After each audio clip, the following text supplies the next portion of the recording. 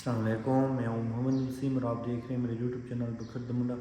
सबसे पहले मेरे चैनल को सब्सक्राइब कर लें, उसके बाद स्टार्ट करते हैं कि नई वीडियो। जैसा कि आपको पता है कि हम डक्की भाई के केस को डे 1 से कवर कर रहे हैं और हम वही चीज़ें आपके साथ शेयर करते हैं जो उनके केस के मुतालिक चल रही हैं। और जैसे कि आपको पता ही है कि डक्की भाई और NCCI के ऑफिसर जो हैं कल वो अदालत के अंदर पेश हुए, उनका आमना सामना हुआ। तो डक्की भाई जो है, जो कोर्ट के साफी थे, उन्होंने बताया कि डक्की भाई उसको देखकर मुस्कुराए हैं और डक्की भाई ने दिल में ये कहा होगा कि कल जहाँ मैं खड़ा था आज वहाँ ये मुजरम खड़े हैं। और चौधरी सरफराज जो एक NCCI के एक ऑफिसर थे, उनकी बड़ी इज्जत थी, लोग उनको बड़ा चौधरी साहब और बड़ी रिस्पेक्ट से उनके साथ बातें करते थे, लेकिन उनको शायद ये इज़्ज़त रास नहीं आनी थी और उन्होंने करप्शन करनी थी। अब डक्की के साथ उन्होंने जो किया वो चीज़ें आपको पता है, हम वो चीज़ें दोबारा नहीं दोहराना चाहते, लेकिन जो डक्की के साथ किया था उससे बुरा उनके साथ अब होना है।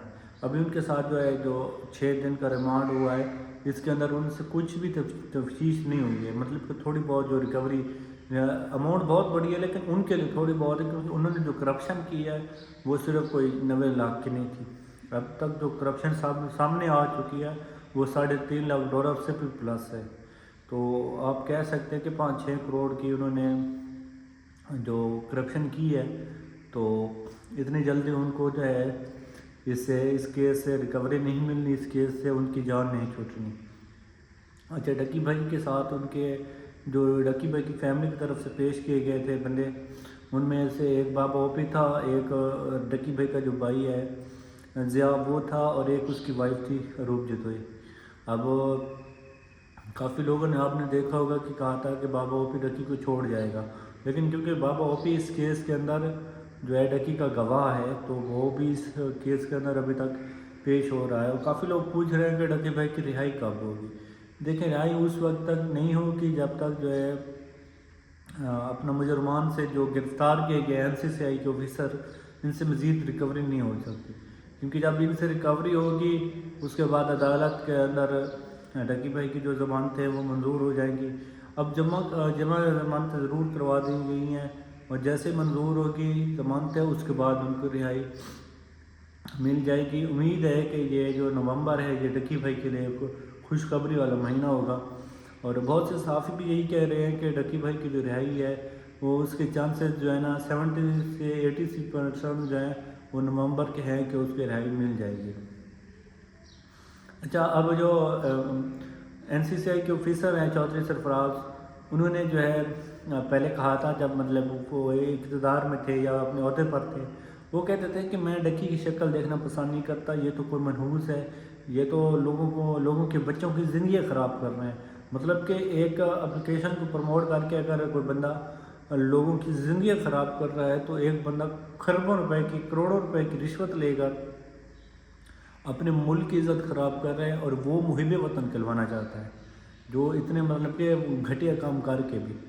और जो साफ़ी जब उससे सवाल करते हैं सरफराज चौधरी से कि आपने क्यों करप्शन किया, आपने डक्की भाई के केस के अंदर इतना पैसा क्यों खाया है, तो जो उसका वकील है वो कहता है कि आप हट जाए, इसका जवाब हम नहीं देंगे। मतलब कि उल्टा चोर को तुआर को डांटे।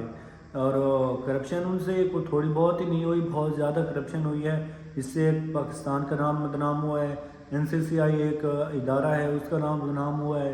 इससे जो है जो पाकिस्तान की जो एक मतलब कि इज़्ज़त वक़ार उसको कम करने की कोशिश की गई है।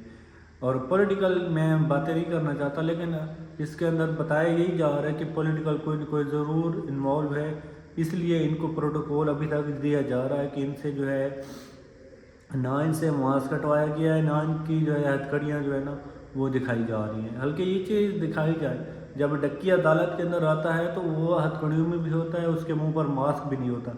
और जब ये चौधरी सरफराज और इनके साथी आते हैं तो ये इनके मुंह पर मास्क भी होता है और इनको हथकड़ियाँ भी नहीं लगी होती, अगर लगी भी होती हैं तो वो दिखाई नहीं जा रही होती। तो ये एक नाइंसाफ़ी है, और ये मेरे ख्याल से ऐसा नहीं होना चाहिए, क्योंकि अगर डक्की ने एक चीज़ को प्रमोट किया है, जुए को, वट एवर, یا اگر انہوں نے کیا ہے ایک چیز کرپشن کی ہے تو دونوں مجرم تو دونوں ہیں. اگر ایک مجرم کو آپ ہتھکڑیوں میں لا رہے ہیں, اس کا فیس بھی دکھا رہے ہیں, دوسرے مجرم بھی ان کا بھی فیس دکھایا جائے, ان کو بھی ہتھکڑیاں لگائی جائیں اور ہتھکڑیاں بھی دکھائی جائیں. تو دونوں کے ساتھ برابر ہونا چاہیے. یہ نہیں ہے کہ ایک کو آپ رگڑیں اور ایک کو آپ چھوڑ دیں, ایسا نہیں ہونا چاہیے. تو امید کرتا ہوں یہ چھوٹی سی ویڈیو آپ کو اچھی لگی ہوگی. اگر اچھی لگی ہے تو ہم ملیں گے نیکسٹ ویڈیو کے اندر.